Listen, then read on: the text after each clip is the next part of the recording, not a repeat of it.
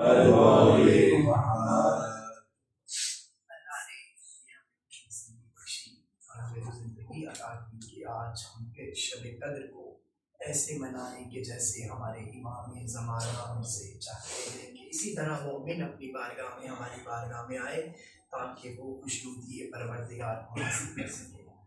لیکن مسائل کا جملہ نہیں ہے، لیکن آپ ذرا تصور کیجئے کہ جب علی کی بیٹیاں آج شب قدر میں بے علی کی صدائیں بلند کریں گی تو باپ زخمی حالت، اور لیکن جب شب قدر کی رات آئے گی اور بیٹیاں سر پہ قرآن رکھ کے کہیں گی بے علی، تو علی گھر پر موجود۔ ہمیں اس اضطراب سے شب قدر میں پروردگار عالم کو حاصل کرنا ہو۔ یہ زندگی کیا ہے؟ کیا ہماری زندگیوں کا کوئی مقصد ہے؟ ہم نے مقصد حیات کو جانا اپنی نامعلوم زندگی میں کہ اللہ نے ہماری سانسیں کتنی رکھی ہیں، 23 برس کی ہے، 3 برس کی ہے، 25 برس کی ہے، 40 برس کی ہے، 60 برس کی ہے، کتنے برس کی زندگی ہے، اور اس زندگی میں ہمارا مقصد حیات کیا ہے؟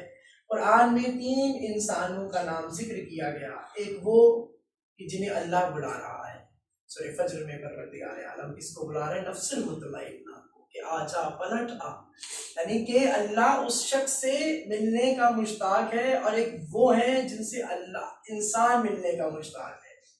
ایک سے اللہ ملنا چاہتا ہے اور ہم جیسے ہم اللہ سے ملنا چاہتے ہیں، اور ایک وہ ہے کہ جنہیں اللہ کہہ رہا ہے کہ یہ پلٹائے جائیں۔ اب پلٹائے جانے کا مقصد ہے کہ ان کو گھسیٹ لیا جائے گا، واپس بلا لیا جائے گا، آبازاری میں بلا لیا جائے گا۔ کیوں بلا لیا جائے گا؟ کیونکہ انہوں نے اپنی زندگی میں اپنا مقصد نہیں رکھا، کوئی مقصد نہیں تھا، ایک جانور کی طرح زندگی گزاری، کھایا پیا سو گئے، اور اس کے بعد اپنے پروردگار کی بارگاہ میں چلے گئے۔ کیا وہ زندگی ہم تو نہیں گزار رہے کہ اللہ ہمیں کہے کہ اس کو پلٹا دو، اسے بلا لو؟ یہ ماہ سیام ہمیں کس لیے دیے گئے؟ کہ تم خوشنودی پروردگار عالم حاصل کرو۔ ماہ محرم دیا کہ تم حسین جیسی سختیاں برداشت کرو تاکہ تم نفس المطمئنہ کی معراج تک پہنچ سکو۔ تو کیا ہم اس مقصد حیات کو پانا چاہتے ہیں یا مقصد دنیا میں اپنی زندگی کو گزارنا چاہتے ہیں؟ کیا مقصد حیات ہونا چاہیے؟ ایک شخص جب روضہ حسین بڑا کیا جا رہا تھا، کشادہ کیا جا رہا تھا، تو اس تعمیر کے وقت ایک شخص کا گھر اس صحن میں آ رہا تھا۔ اب ایک گورنمنٹ گئی، انہوں نے کہا کہ اگر یہ اپنا گھر ہمیں دے دو تاکہ ہم صحن حسین کو کھلا کر دیں، کشادہ کر دیں، تم جو قیمت کہو گے ہم وہ قیمت تمہیں ادا کریں گے۔ اس نے دینے سے انکار کر دیا۔ اس نے کہا میں یہ نہیں دے سکتا، یہ میں نے بڑی محنت سے بنایا ہے، یہ میری ملکیت ہے، میں کیوں دے دوں؟ میں تو اس میں رہ رہا ہوں، میں کہاں جاؤں گا؟ وہ واپس چلے گئے، دوسرے دن پھر آئے، کہا کہ تمہیں زمین کے ساتھ تمہارے گھر کا جو ملبہ ہے اس سے ڈبل قیمت دی جائے گی، ہمیں روضہ حسین کو کشادہ کرنا ہے، تمہیں ثواب ملے گا، اجر ملے گا، یہ دے دو۔ کہا نہیں میں نہیں دے رہا، اب دوبارہ میرے گھر نہ آنا۔ پھر چلے گئے، پھر اگلے دن گورنمنٹ کا ایک پرچہ لے کر آئے کہ اگر تم نے اس کو خالی نہ کیا تو یہ گھر توڑ دیا جائے گا اور تمہیں صرف زمین کی ملکیت کے مطابق پیسے دیے جائیں گے۔ اس نے کہا میں نہیں دوں گا۔ وہ چلے گئے، اس نے مزدوروں کو بلایا اور گھر کو تعمیر کرنا شروع کر دیا، رنگ و روغن کروایا، خوبصورت تیار کروانا شروع کر دیا۔ ایک شخص آیا، خدام آیا، کہا کہ تمہیں معلوم نہیں ہے کہ یہ توڑ دیا جائے گا اور پھر تم اس کو رنگ و روغن کروا رہے ہو، اس کو تعمیر کروا رہے ہو، خوبصورت بنا رہے ہو؟ کہا کہ کم عقل، تجھے نہیں معلوم یہ گھر کون مانگ رہا ہے مجھ سے؟ یہ حسین مجھ سے گھر مانگ رہا ہے، تو کیا میں اس کی تم سے اجرت لوں گا؟ میں تو بہت گناہگار ہوں، میں چاہتا ہوں کہ اس کے مطابق گھر تیار کر کے دوں تاکہ وہ اس کو قبول کر لے۔ اور اب پھر ایک جگہ امام زمانہ کیا فرماتے ہیں کہ ہمیں تمہارے گھر نہیں چاہیے، ہمیں تمہاری دولت نہیں چاہیے، تو مولا کو کیا چاہیے؟ مولا کے پہ نظر و نیاز چاہیے۔ مولا کو کیا ہماری زندگیوں سے ہمارے کپڑے چاہیے، گاڑی چاہیے، پیسے چاہیے، نمود و نمائش چاہیے، ہمارا پڑھنا چاہیے؟ مولا کیا چاہیے؟ ہم تو ناقص العقل ہیں، ہمیں نہیں معلوم کہ آپ ہم سے کیا چاہتے ہیں، ہمیں نہیں معلوم کہ ہمارا مقصد حیات کیا ہے، ہمیں نہیں معلوم، آپ تو ہدایت کے سرچشمہ ہیں۔ آپ نے ہمیں ہر وہ دن تعریف دیا کہ جس میں ہم خوشنودی پروردگار حاصل کر سکیں۔ مولا ہمیں بتا دیجئے کہ آپ کو کیا چاہیے؟ امام مسکرا کے فرماتے ہیں تمہارا دل چاہیے۔ کیوں چاہیے مولا کو دل؟ مولا نے فرمایا کہ ہمیں تمہارے گھر سے محبت نہیں ہے، ہمیں تمہارے جسم سے محبت نہیں ہے، ہمیں تمہارے اعمال سے محبت نہیں ہے، ہمیں تمہارے دل سے محبت ہے، کیونکہ اس میں پروردگار عالم نے ولایت علی ابن ابی طالب اتاری ہے۔ اور یاد رکھو اے مومنو، ہم تمہارے دل میں بستے ہیں۔ اب جب امام ہمارے دل میں بسنا شروع ہو رہے ہیں، یا ہم اپنے امام کو چاہتے ہیں کہ وہ ہمارے دل میں آ جائیں، تو سب سے پہلے ہمیں امام کی زندگی کو سمجھنا ہوگا، سب سے پہلے ہمیں امام کی سیرت کو سمجھنا ہوگا، سب سے پہلے ہمیں یہ دیکھنا ہوگا کہ ہمارا مقصد حیات کیا ہے۔ تو سمپل سی مقصد حیات یہ ہے کہ اپنی زندگی کو حسین کی زندگی کے ساتھ منسلک کر دو، اپنی زندگی کو علی ابن ابی طالب کی زندگی کے ساتھ منسلک کر دو، تاکہ زندگی آسان ہو جائے۔ ہم جو نمود و نمائش میں پڑے ہیں، ہم نے ماہ سیام میں جو دسترخوان سجائے ہیں، کیا ان دسترخوان میں ہم نے کبھی انتظار کیا کہ کوئی سائل آ جائے اور ہم اس کو کھانا کھلائیں؟ ہم نے کبھی اپنے اس دسترخوان سے اپنے کھانے سے پہلے ایک تناول پلیٹ تیار کی ہو کہ شاید کوئی باہر بھوکا میری پلیٹ کا انتظار کر رہا ہو؟ ہم نے کبھی یہ سوچا کہ ہمارے امام نے کبھی کوفہ کی سرزمین، مدینہ کی سرزمین پہ منبر پہ بیٹھ کے یہ نہیں کہا تھا کہ آؤ مجھ سے راشن لے جاؤ، آؤ میں تمہیں رزق دیتا ہوں؟ علی کہہ رہا تھا سلونی سلونی، تم جو پوچھنا چاہتے ہو مجھ سے پوچھو۔ ایک شخص نے آگے کہا مولا کوئی ایسا خطبہ ہے کہ جس میں نقطہ نہ ہو؟ ہاں ہے تو نہیں، اگر تو کہے تو میں پڑھ دوں، کہ ہے تو نہیں، اگر تو چاہتا ہے۔ اگر کسی بھی مفسر سے کہا جائے کہ بغیر نقطوں کے ایک صفحہ لکھ دو، تو 28 حروف یا 29 حروف عربی کے جس میں نقطہ استعمال ہوتا ہے، تو وہ نہیں لکھ پائے گا، اس کو وقت چاہیے ہوگا۔ پھر امام نے ایک اور جگہ فرمایا، ایک اور شخص آگے کہتا ہے جب ہم اردو میں بے پڑھتے ہیں اور عربی میں با پڑھا جاتا ہے، تا پڑھا جاتا ہے، سا پڑھا جاتا ہے، تو ایک شخص نے آگے مولا سے مسکرائے کہا مولا کوئی ایسا کوئی خطبہ ہے جس میں الف نہ آ رہا ہو؟ کبھی کسی نے ایسا کوئی خطبہ دیا کہ ایسا کتاب کیا ہو کہ جس میں الف نہ آیا ہو؟ مولا نے کہا ہے تو نہیں، اگر تو کہے تو پڑھ دوں۔ یعنی کہ امام وہ ہیں کہ جن کے سامنے اللہ نے ہر چیز کو آمادہ کھول کے رکھا ہو، یعنی کہ ہر چیز کھلی ہے ہمارے امام کے سامنے، ہمارے نام اعمال کھلے ہیں۔ کیا اس نام اعمال میں ہم نے کبھی ایمان سیام میں علی کی طرح روزہ کھولا؟ کتنی مختصر سی زندگی جناب مولا متقیان علی ابن ابی طالب کی ہے، کیا ہماری زندگیاں ان کے ساتھ منسلک ہیں؟ ہمیں یہ تہیہ کرنا ہے، اپنی زندگی کو اس مقصد حیات پر لے کر جانا ہے، تاکہ قبر میں ہمارا نو امام جو ہے وہ اس طرح آئیں کہ جیسے کہیں کہ یہی شیعہ تھا جس کا میں انتظار کر رہا تھا، یہی وہ ہے حسین کا چاہنے والا جس کا میں انتظار کر رہا تھا۔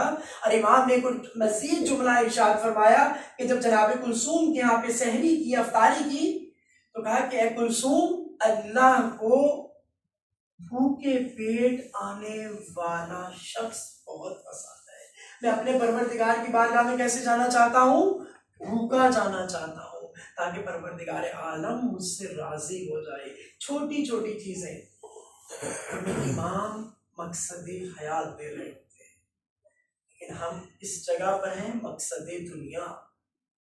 ہمارے گھر میں اچھی اچھی چیزیں آ جائیں، ہمارے گھر میں یہ آ جائے، میری زندگی میں یہ ہو جائے، میرے پاس اچھی گاڑی آ جائے، میرے پاس سب کچھ دنیاوی مال آ جائے، کہیں میرے اس مال اکٹھا کرنے سے ولایت علی ابن ابی طالب تو کم نہیں ہو رہی؟ کیا میرے اس دنیاوی مال کو اکٹھا کرنے سے قبر میری تنگ تو نہیں ہو رہی؟ سانس کسی کا نہیں پتا کس وقت ختم ہو جائے، ہر وقت آمادہ پروردگار میں رہنا ہے کہ کب کس وقت علی ابن ابی طالب سے ملاقات ہو جائے۔ ہمیں یہ انتظار نہیں ہے کہ ملک الموت آئے گا، ہماری زندگی کا یہ مقصد ہے کہ کب ہمیں اپنے امام سے ملاقات کرنا ہے۔ اس لمحے ابھی میرا سانس ختم نہیں ہوا تو مجھے مولا لینے آ جائیں، مجھے ملک الموت کا انتظار نہیں ہونا چاہیے، ہم علی کے چاہنے والے ہیں، ہمارے لیے تو موت شیرہ ہونی چاہیے، لیکن ہمیں یہ زندگی رکھنی ہے کہ میرے امام نے مجھے لے کر آنا ہے، میرے امام نے مجھے انتظار کر رہے ہیں، میرا امام انتظار میں بیٹھا ہے کہ کب یہ مجھ سے ملنے کا مشتاق ہوگا۔ ہمیں ملک الموت سے نہیں، ہمیں علی بن ابی طالب سے ڈرنا چاہیے کہ جب مولا آئیں گے کیا اسی طرح ہم استقبال کریں کہ مولا آ جائیے، یہ نہ ہو کہ ایک نزا کا وقت ہو اور ہماری شرم سے آنکھیں وقت جائیں۔ ماہ سیام میں صرف بھوک و پیاس کو نہیں رکھنا، اس ماہ سیام میں بھوکوں کا احساس کرنا ہے۔ اس ماہ سیام میں جو 13 دن رہ گئے، اس ماہ سیام میں ہمیں یہ نہیں دیکھنا کہ ہم نے کتنا اچھا کھانا کھایا، ہم نے یہ دیکھنا ہے کہ اتنے گھروں میں اچھا کھانا نہیں گیا، اتنے سفید پوش لوگ ہیں کہ جنہوں نے ابھی اچھا روغن کھانا نہیں کھایا۔ ایسی نیازیں کیجئے جہاں پہ غریب اور مستحق آ کے کھانا کھائے تاکہ تمہارے قلب کو سکون مل سکے۔ ہم جیسے لوگ کھا کے بھی کہیں گے آج کھانے میں وہ تو کھائی نہیں، آج شربت نہیں تھا، ان کو بلائیے کہ جو روٹی کو ترس رہے۔ علی بن ابی طالب نے مسجد کوفہ سے لے کر مدینہ کی گلیوں میں رات کی تاریکی میں کھانا اس وقت اور راشن اس وقت بندوبست کیا جب پروردگار کے علاوہ علی کو کوئی دیکھ نہیں رہا تھا۔ رات کی تاریکی میں اٹھ کر کوفہ کی گلیوں میں علی نے رزق تقسیم کیا، اور جب علی اس دنیا سے گزر گئے تو لوگ پریشان ہونا شروع ہو گئے، اچھا یہ علی تھے، یہ علی تھے جو ہمارے گھروں میں راشن تقسیم کیا کرتے تھے، ہمارے بھوکے بچوں کو کھانا کھلایا کرتے تھے، یعنی کہ جانے کے بعد اگر عمل پتہ چلے تو وہ رضائے پروردگار عالم کے لیے ہے، اور اگر ہم مقصد دنیا کے لیے عمل بجا لا رہے ہوتے ہیں تو ہمیں یہ ظاہر کرنا پڑتا ہے کہ میں نے یہ عمل اختیار کیا۔ مقصد دنیا طرف اور مقصد حیات یہ ہے کہ تمہارے جانے کے بعد وہ عمل پتہ چلے کہ جس سے کئی گھروں کے چولہے جل رہے تھے، کئی گھروں میں تمہاری امداد جا رہی تھی۔ ہمیں اپنے لفظوں میں بیان نہیں کرنا کہ میں نے آج اس کی مدد کی، میں نے آج اس کی مدد کی، میں آج اس کو لے کر گیا، مجھے اس نے بلایا۔ نہیں، یہ فیصلہ ہمارا نہیں ہے، یہ فیصلہ علی بن ابی طالب کا ہے۔ وہ بتائے گا دنیا کو کہ یہ میرا چاہنے والا تھا، یہ میرا محب تھا، اس نے اتنے گھروں میں راشن پہنچایا تھا، اس نے اتنے لوگوں کی مدد کی تھی تاکہ آخرت میں اس کا اجر مل سکے۔ نہج البلاغہ میں امام نے بہترین جملہ فرمایا کہ تم دنیا کے لیے مال کو مت لوٹاؤ، خدائے پروردگار کی رضا اور خدا کی راہ میں جتنا دینا چاہتے ہو مال دے دو، کیونکہ جو دنیا میں ہے وہ دنیا میں رہ جائے گا، اور جو تم نے اللہ کو اپنا مال دیا وہ تمہیں آخرت میں ملے گا۔ اب جتنا تم اللہ کو مال دو گے اتنا ہی ملے گا، کم دو گے کم ملے گا، زیادہ دو گے تو زیادہ ملے گا۔ اب کم سے مراد یہ نہیں ہے کہ ہم کچھ بھی نہ دیں اپنی حیثیت کے مطابق، اپنی حیثیت سے بڑھ کے دو وہ تمہیں کم لگے۔ اللہ کی راہ میں اگر دے رہے ہو تو اپنی حیثیت سے بڑھ کر دو، لیکن وہ تمہیں کم لگے، کیونکہ اللہ کی بارگاہ میں جتنا کم اور خلوص نیت سے ہوگا اتنا ہی اس کی بارگاہ میں قبول و منظور ہوگا۔ اللہ کو کوئی کوانٹٹی نہیں چاہیے کہ 25 لوگ آئیں، 100 لوگ آئیں، 1000 لوگ آئیں، اللہ کو کوالٹی چاہیے۔ جتنی اچھی کوالٹی ہوگی، جتنے خلوص سے انسان اپنے گھر میں فرش ولا، فرش عزا اور رضائے پروردگار عالم کے لیے وہ کام انجام دے کہ جس میں صرف کوالٹی ہو تو اللہ کو بہت قبول ہوگا۔ اس میں کوئی نمود و نمائش نہیں ہونی چاہیے، لیکن اگر انسان اپنے آپ کو اونچا دکھانے کے لیے کام کرے گا، اپنے آپ کو صحیح ماننے کے لیے کام کرے گا تو وہ اللہ کی بارگاہ میں قبول نہیں ہے۔ عزیزان محترم، کیونکہ ہم اہل بیت سے منسلک ہیں، اہل بیت وہ کام انجام دیتے تھے جو سوائے پروردگار عالم کے علاوہ کسی کی بارگاہ میں نہیں جاتا تھا، نہ انسانوں کی، نہ دوستوں کی، نہ احباب کی، نہ رشتہ داروں کی۔ انہیں کسی سے کوئی غرض نہیں تھا، انہیں جو غرض تھا وہ تھا کہ کاش میرا رب مجھ سے راضی ہو۔ جن سے پروردگار اس دنیا میں آنے سے پہلے راضی رہا ہو، وہ اس دنیا میں کیا مقصد لے رہے ہیں کہ کاش پروردگار عالم ہم سے راضی ہو جائے، اور ماہ سیام میں इन शब कद्र की रातों में बीबी क्या जुमला फरमाती है कि परवरदिगारा इतनी छोटी रात बनाई कि मैं तुझे जी भर कर एक सजदा नहीं कर पाई। कौन कह रही है? फातिमा ज़हरा, कि जो महराबे इबादत में खड़ी होती थी तो नूर आसमान से जमीन की तरफ आना शुरू हो जाया करता था।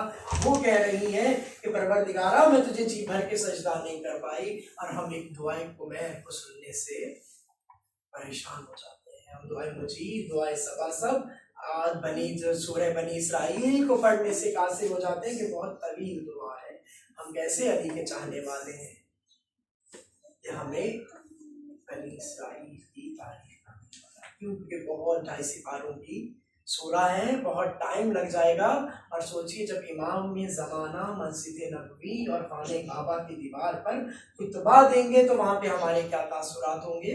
हमें यहीं से अपनी तरबियत लेकर जाना है ताकि इमाम के हर हुक्म को बचा लाए, ताकि वो राजी हो जाए। छोटी से छोटा सा अमल हमारा इमाम को राजी कर लेते। हमारी छोटी सी एक भी गलती ये ना हो कि इमाम हमारे से नाराज होना शुरू हो जाए। इतना इमाम को इस भूखो प्यास में याद करोगे, जिक्र इलाही का लुत्फ आएगा। क्योंकि हुसैन के होंठ खुश्क थे, क्या सदा थी? सुभान रब्बियल आला। हुसैन ने अली अकबर को तलाशा करबला में छोड़ दिया, अली असगर को दफना चुके। क्यों? क्योंकि रज़ाए परवरदिगार हासिल करनी थी। हमारे ऊपर एक ज़रा सी मुसीबत आ जाए तो सबसे पहले हमारी नमाज से गफलत हो जाती है। बहुत परेशानी है, मेरी नमाज रह गई। हम अली के चाहने वाले हैं। कौन अली? इससे अपनी बेटियों से बहुत प्यार था। सहले बैत में बेटियों से बहुत प्यार का हुक्म है, किया भी और हुक्म भी दिया कि अपनी बेटियों से बहुत प्यार करें। क्योंकि जो बेटियां अहले बैत में आई है ना, बाबा के जाने के बाद बड़े जुल्म उठाए।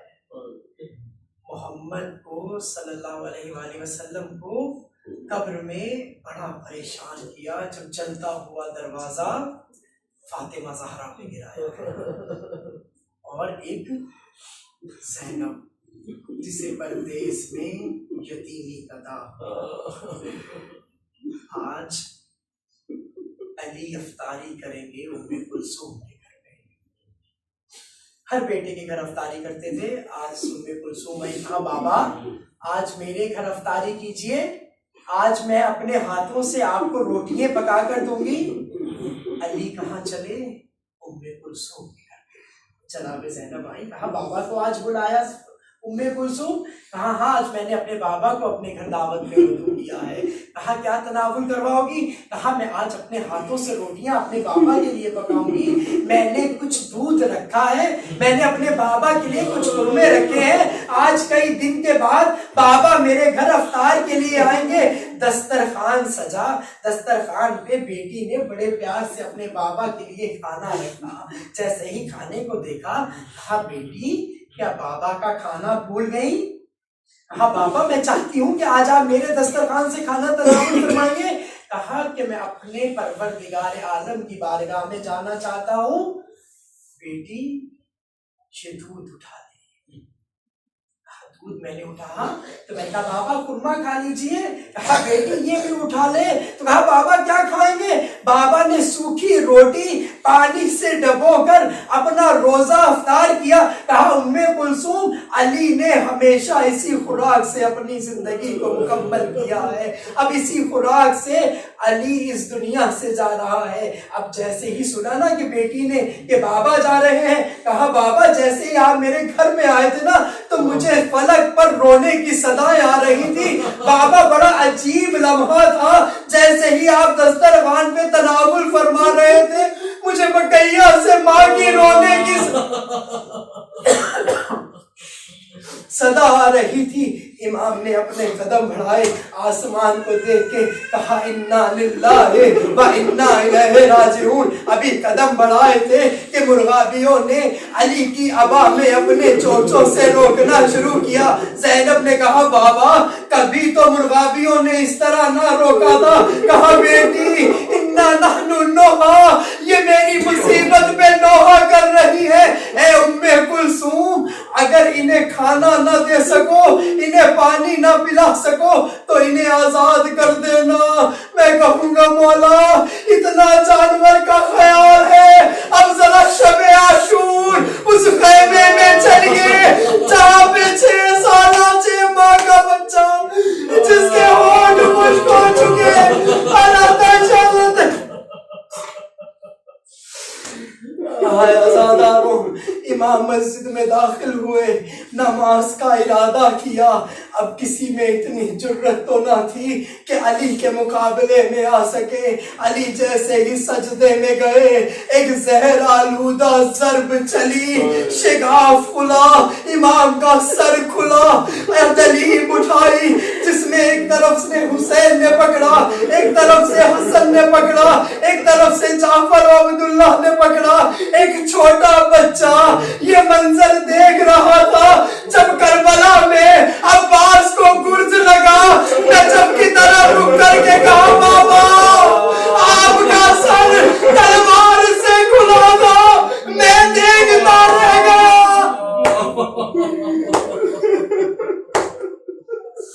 अल्लाह